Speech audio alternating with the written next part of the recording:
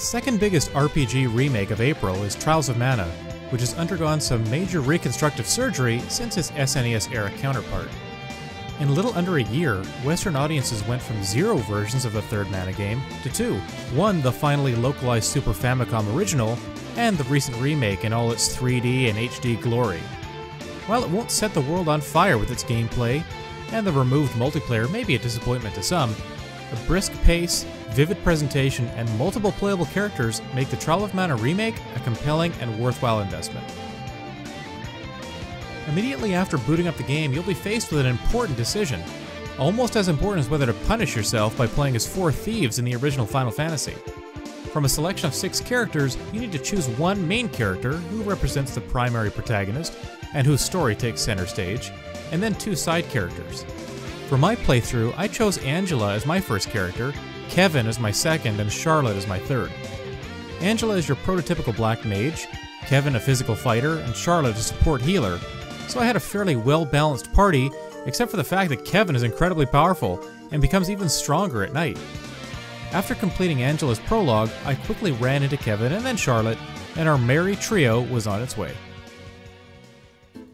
In spite of the story being divided into 6 or so chapters, the game doesn't really indicate directly when a chapter begins and ends. I only ever knew what chapter I was on after seeing it displayed on the save file screen. My understanding is that most of the main story beats are the same regardless of who is in your party, but every character has their own prologue to play through, and slight narrative divergences depending on the makeup of your party. Moving on to the story proper, the Mana Tree is beginning to lose power, and a variety of nefarious ne'er-do-wells are out to reclaim the Sword of Mana and unleash ancient creatures called Benevodons to wreak havoc on the world.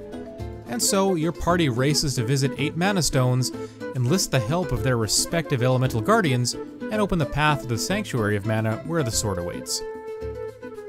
Trials of Mana is a 3D action RPG with dynamic, fast-paced combat that allows you to rotate between characters and even pause to choose items or issue commands. In addition to a light and heavy attack, each character has a meter that they build up to unleash a powerful class strike, which can often hit multiple enemies, do massive damage, or both. Combat takes place within a circular area that is only displayed on screen if you come up against it, which is how you can retreat from battle. Enemy attacks are telegraphed through red lines, squares, and circles on screen, and this allows you to use a dodge move to avoid damage. Progression comes in a few different forms. In addition to standard level ups through experience points, each level gained also awards training points that can be used to raise stats like strength, luck, and spirit. After pouring a set number of points into a particular stat, you unlock bonuses like equipable abilities, spells, and further stat bumps. One especially notable mechanic is the ability to change classes multiple times, with each change raising your character's stats and opening up new training point perks. With Charlotte, I wanted to focus on healing initially, but through class changes, I was also able to give her some offensive magic. An entire 15 to 20 hour playthrough ends up being quite linear on its own.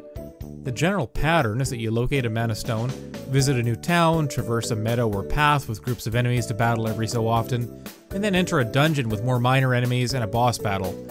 Even though each new area presents a series of closed spaces, there are still treasure chests and items scattered about. The only real side quest in the game revolves around locating a creature named Little Cactus, who appears in 50 different places in the world, sometimes more carefully hidden and sometimes in plain sight. Every 5 times you find it, you unlock a new in-game bonus like shop discounts or the ability to escape combat more quickly. But this brings me to a major gripe with the game. It's a little lacking in variety and depth. There's almost no need to talk to anyone in any of the towns, since your objective is always denoted both on the UI's minimap and on the main screen. In other words, it's basically impossible to get lost. For me, someone with a more limited schedule, I welcome the fact that I didn't need to talk to everyone to discover my next objective. But this type of hand-holding comes down to personal preference. At the very least, I would have liked to see some optional side quests thrown in to add some variety and to break up the monotony of the main quest. Whereas the narrative structure might not win any awards, the music and visual style are both excellent. Hiroki Kukata, who worked on both the Secret of Mana and original Trials of Mana soundtracks, supervises this arrangement of his original work, and it helps to evoke the wonder and charm of the game's lush fantasy world. From caves and jungles to mountains and castles, the music pairs beautifully with the setting, and I never left my Switch or TV on mute for very long. Regarding performance, Trials of Mana hovers around 30 frames per second, docked and handheld, and there is some pop-in that I noticed in both configurations, but most of my playthrough was portable and still very smooth. As a final note, I wanted to point out that the combat UI and visual flourishes are incredibly attractive and engaging. Damage numbers, both received and dealt, are large and easy to see.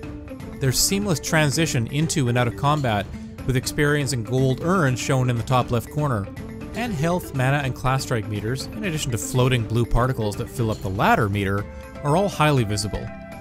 Many players will probably opt to play a vibrant action RPG like this one on their TV, but the handheld experience is second to none. Without a doubt, the Trials of Mana Remake is the definitive version of what for many of us was a long-lost classic. If you don't mind replaying the game with different party configurations to see the minor story differences and unlock more endings, there are dozens of entertaining hours to be found here. For those who want more story depth, side quests, and gameplay variety, Trials of Mana probably wasn't and still isn't for you. I found the quick and eye-catching combat to be both satisfying and exciting. You can even earn bonuses depending on how fast you defeat enemies and whether or not you take damage in the process. The character endings I saw felt a little lackluster, but I'm compelled enough by the presentation and the simplicity of the gameplay to run through the whole adventure again. It might not be the drastic departure that some remakes are, but the Trials of Mana remake is a wonderful RPG palette cleanser for Mana newcomers and veterans alike. This video was made possible by our generous supporters on Patreon. Check out patreon.com/NWR for all the details.